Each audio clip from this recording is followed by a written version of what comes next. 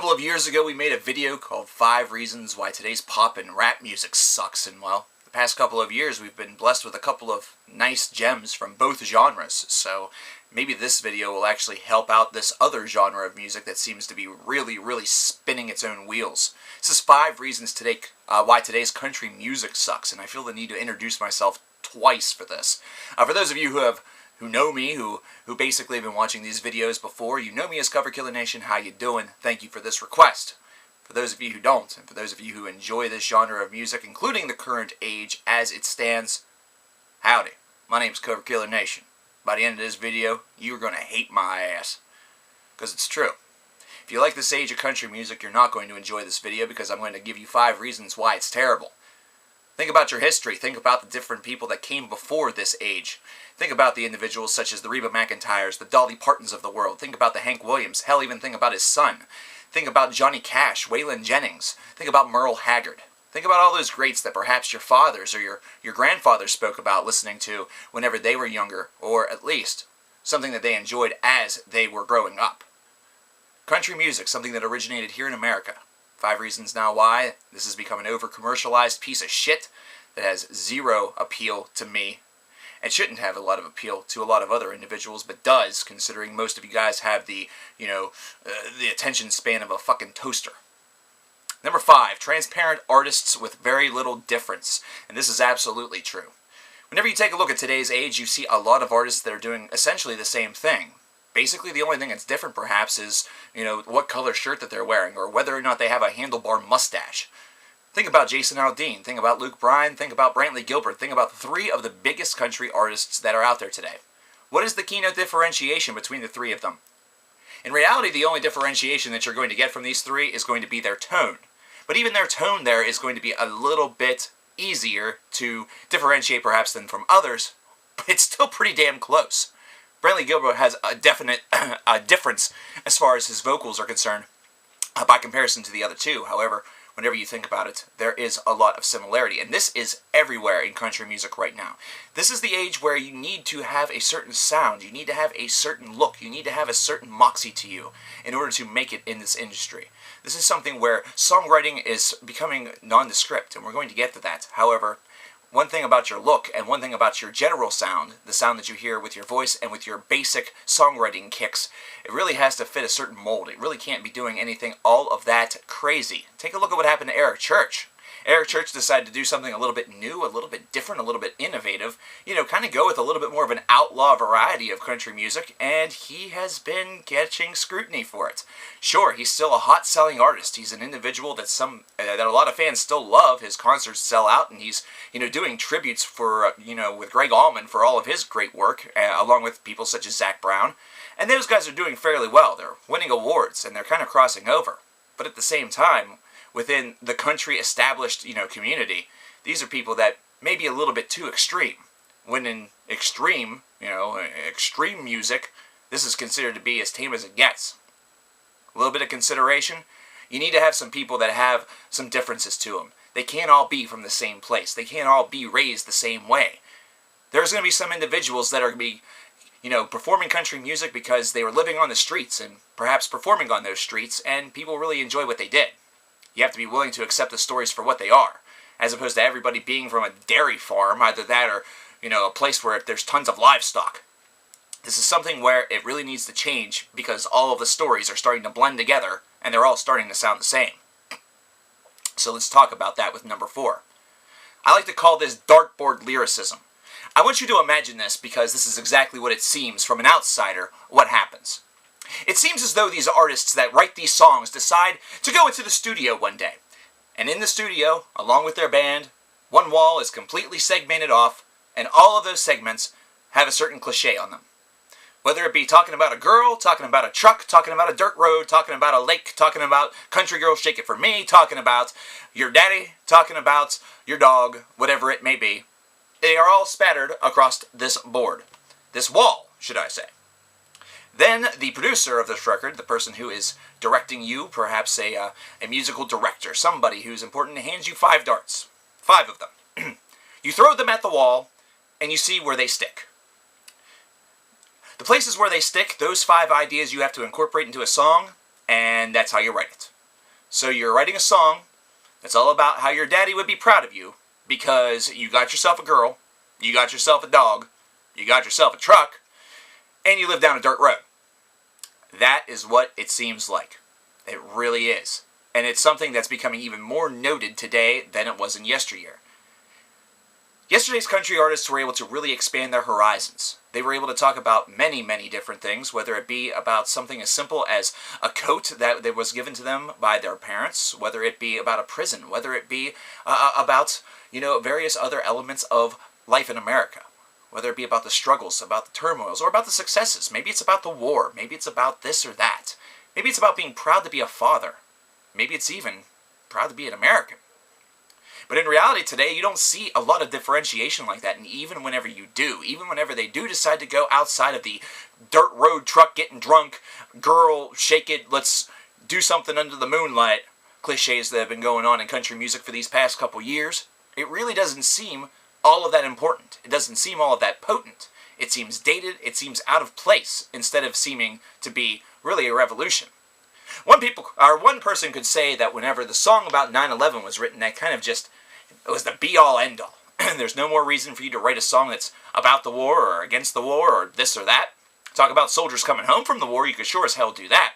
But whenever it comes to really, expressing yourself in a way or in a manner that Nashville may not necessarily like, that's something that's no longer necessary. That's something that was no longer needed.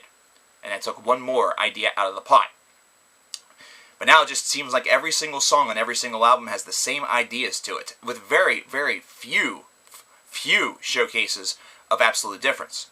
The Pistolantes are actually a great example of differentiation. I have to actually admit that. They actually take the opportunity to maybe turn the tables a little bit. And remember whenever Goodbye Earl was such a smash hit? Think about the dark lyricism there. But then think about Better Dig 2 by the band Perry. Two ideas of similar proportion, however one was handled poorly and wasn't conceived as much more of a joke, whereas the other one was a smash hit because it was just a great song, something that crossed over into pop mainstream. This is something where the lyricism really, really needs to ramp up. Either that or these guys can just get the fuck out. Nobody gives a shit how many beers you're drinking. Sorry, you're not Jimmy Buffett. Nobody gives a crap how many girls you're banging underneath the moonlight down a dirt road in the back of your truck. Whoop-de-damn-do. The Zodiac killed people in similar methods, so perhaps you're just some sort of strangely talented serial killer. And if you are, you stay the fuck away from me. Number 3, let's talk about Nashville. Let's talk about this elitist hierarchy, because it's exactly what it is. Nashville has always been an area here for country music with the Grand Ole Opry that's trying to perpetuate and set an example with some standards. They want their artists to have a certain look to them, a certain sound to them, and carry themselves a certain way. Something that's respectful, something that's professional, something that really showcases country music in a certain way. Something that can be conceived as good, wholesome family fun, something that the entire family, whether they be 98 years old or 8 years old, can enjoy. However, with modernization should come a little bit of elasticity. This is something where it's not happening whatsoever. Whenever you're not encouraging change, whenever you're instead distancing yourselves from people that you feel don't fit your little club, it's elitism. It's whenever you decide that you're better than everybody else. It's whenever you decide what happens with country music. And if somebody doesn't fit into that bill, then they're not actually country music. Well, all music is really all about a tone. It's all about the way the songs are written. It's all about the style. It's all about this. It's all about that. You can't tell somebody that they're not country whenever they're basically doing the country style, but they've just not been recognized by the Grand Ole Opry in Nashville. That's something that doesn't work. The country music today sucks because these asshats decide basically what goes and what doesn't go in country music. So you can hold them directly responsible for the reason why there's so many people out there, so many artists and songs, so many groups that basically sound the same. And what doesn't help is whenever we have individuals like Simon Cowell in the cast of American Idol thinking that a country singer is the best idea out there. We don't need another one. If there's another season of American Idol that selects another country singer, I'm going to go apeshit. And the principal reason for that is, well, ever since Carrie Underwood, there really hasn't been one that's done dick anyhow. There's been no reason for there to be this influx. They're not going to have the same success as she did. It was still whenever that idea was still new. we also don't need a country music version of American Idol. That just goes further and further into the whole reality television, you could be a star, ideal and mentality that I find to be absolutely ridiculous. Competition does not prove that you're an instant star with an instant bred talent. It's instead something that's been handed to you, which means that whenever you have your initial success, it's going to be the greatest feeling on earth. However, whenever that success fades away, or doesn't come to the same degree that was perhaps promised to you, it's going to be something that's going to be very debilitating. Something that will crush you. Sure, you'll always be able to say, "Oh, well, I won America's Got Country Talent, Volume 5. My name is forever etched in history." Well, congratulations, Slick. Your first album sold 3,000 copies and your second one sold 5. And all 5 of them were to your family. One of them was to your dog. Country music needs to take a real example from rock right now. Rock and roll is not something that's going out there and getting talent from different talent shows. Mainly because none of those talent shows want to pick rock because they don't think it sells. Instead, the rock bands that actually come up and break through do very well because they're able to, really slave to the grind for quite some time. That way, whenever they get their success, it's a humbling experience. This is something where the success will be a new taste to them, and they'll really appreciate that, even if it's not something that's replicated the next time they put out a record, or the next time they even put out a single. I can't tell you the last time that I've heard a single from somebody who's won one of those talent shows that has been all of that important. Scotty McCready, maybe? Well, I'll just say this. That hype has died. Everything is cyclical, and in country music, it seems to go even faster. Finally, I have to say that putting out all of your singles 4 months in advance to give them adequate hype, that's a really dumb fucking idea. You would think the opposite, but in reality, it's retarded. Think about your fan base. Now think about something that's going to be a little bit more insulting. Think about their mentality. Do you think these individuals are the types that are writing down the dates whenever albums are coming out? No. Whenever these singles come out, they feel that the albums are immediately available. They think that it's something that they can go down to their local record store and find them. When in reality, your new songs aren't going to have an album to accompany it in more than 4 months. Whenever that happens, yes, you've had adequate time to hype the song, not to mention hype the artist, whether it be a new one or an established one such as the new Brantley Gilbert album coming out on May the 19th. But instead, this is something where most people forget about this. So many times they've gone to their store and been told the album isn't out yet, that eventually they've started listening to something else. Perhaps the new hot artist that has come out that doesn't have an album out yet.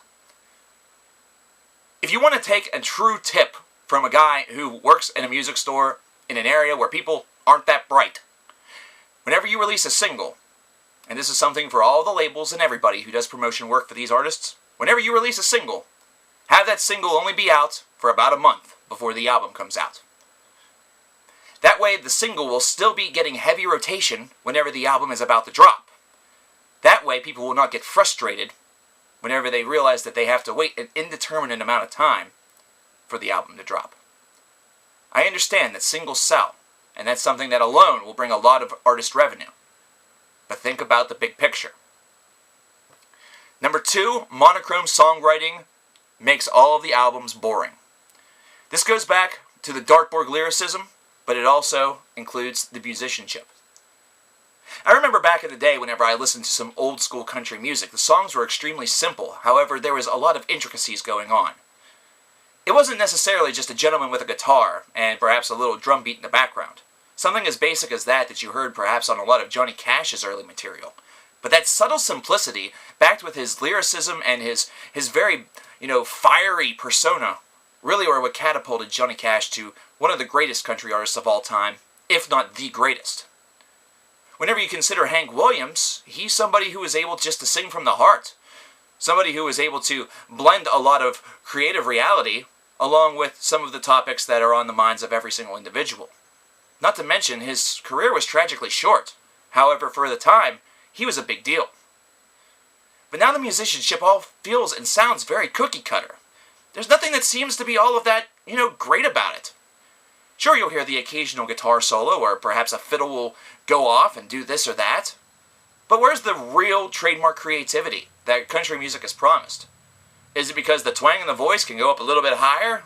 Perhaps they're able to get 2 or 3 different individuals on the same track, and they can harmonize. That's no difference whatsoever. What you need is to have some songs that kind of incorporate some different stylistic principles. Now I understand that whenever you change tempo, that is technically a change, and that does incorporate a certain aspect of flow. That's something that's universal to music. You don't have every single song on every single album sound completely different. That'll confuse the fuck out of people. Trust me, artists have tried. However, you do need something that actually causes some things to stand out a little bit more than just, well, that rhythm beat just sounds better. You know, that rhythm riff really is solid. If that's the only thing that you're really grasping at, that and perhaps a clever hook with a little bit of fancy wordplay, either that or just the usage of the word country 7 times, man, oh man, that's simple-minded. That gets repetitive, that gets out of control, doll. That really, really takes away a lot that an artist can potentially do. A little bit of freedom is all that I'm asking. A little bit of freedom from that ridiculous idealism. This is something that needs to really be done. Because think about it. The individuals that are considered legends were able to do a whole hell of a lot more and really inspire us a whole hell of a lot more through less. That's the reason why they're immortals. That's the reason why they're legends. And that's the reason why the individuals from this current crop aren't going to be remembered that way. They're not going to be remembered in that same light unless they make a career transition. And that's not something that I see them doing anytime soon, especially considering the successes that they're getting. And finally, the genre self-importance is one of the largest things that actually causes the country music to suck. What do you do whenever you have a genre of music that is largely simplistic and has the same idealism? This isn't something that's necessarily going to blow the minds off of people that are, on Grammy committees and things like that. Sure, there is a country music section, and sure, there are artists like Taylor Swift and, Shania Twain that have broken through into other categories, but the best way to do that is to have your own damn award ceremony. You have your own opera house, the Grand Ole Opry, where most of your places, most of your big acts like to go. That's considered to be the pinnacle of country music. So fuck it, you might as well have your own awards ceremony too, and you might as well have a couple of them. This might as well be something that just becomes all-encompassing. Might as well have country music magazines. Might as well have country music this and country music that. I don't like that. There's a certain elitism to that that certainly does not send the proper message to someone like me. The reason why I really enjoy award ceremonies, and really from a general perspective, is that it's a wide-reaching breath of fresh air whenever it comes to all genres of music. Yeah, you're mainly only getting the popular ones, so you're not exactly exploring a lot of depth, but at the same time, there's a lot of representation there. Whenever you have an award ceremony that's centered around just one style of music, man, that is really, really cramming your own self-important bullshit down people's throats. Who the fuck gives a shit? I sure as hell don't. So you want your own award ceremony? Shove it up your ass. Do something on your little, country station. You have your own television station. Use that. Don't use up other critical time slots for your bullshit. Who gives a shit? Secondly, it goes back to the whole idea that it's able to dictate exactly what is done. Whenever you have your own award ceremony, think about this. That means that they're going to be judging based on certain things and certain aspects that they like. Certain things and certain aspects that they're looking for, because they're the ones that are making the rules. So basically you're getting cookie-cutter album after cookie-cutter album being featured. Yeah, might seem great to you, the country music fan, because this is all that you like and this is all that you want. But for somebody who reviews music for a living, for somebody who likes differentiation of sound, who likes musical evolution, who likes to see bands actually go forward in their career and aspire to do more, this is something I can never get behind. Every album sounds the same to me. It doesn't sound like there's a lot of evolution aside from perhaps the manifestation of a deeper voice or a more gruff, elder voice, and perhaps a deviation point here or there. In fact, in reality, as much as I've talked shit on her, the person who has the most opportunity to actually have a stylistic evolution and have a career that's going to actually be meaningful in 20 to 30 years is Taylor Swift. At least she's crossing over a little bit, and at least she's kind of broken away from the traditional mold and decided to kind of go out on her own a little bit. And believe me, country music, you need her more than she needs you. She can stand on her own 2 feet as a pop artist. I'll be blunt with you. I might not like her, I might rant and rave about her, but she can stand on her own 2 feet. She's got the power, she's got the energy, and she has the machismo. You need her a whole hell of a lot more than she needs you. If she dumps you, there goes one of your huge stars. And quite frankly, I hope that she does. I think Taylor Swift would do a lot better crossed over to pop, and solely pop. I really think that she would do very, very well to get as far away from country music as humanly possible. Yeah, she has a guitar, she's able to write riffs, and it's something that maybe is reminiscent to the tone. But folk music is close to country, but that's considered its own section. They don't want anything to do with you. Folk music wants to do its own thing. There's country pop, they want nothing to do with you. And then there's indie country, and they want nothing to do with you. Hell, there are artists like the Avett Brothers that want nothing to do with you. Think about how you are projecting yourselves to other people. And now think about how all of your music sounds. I'm not sure if this is actually going to get through. I really don't. This is something where I feel that I might be blowing some hot air for no reason. Perhaps airing my grievances to a genre that I feel is pathetically a shell of its former self. Or perhaps this is because the first cassette tape that I ever purchased with my own money was Some Gave All by Billy Ray Cyrus. That's right, a country album.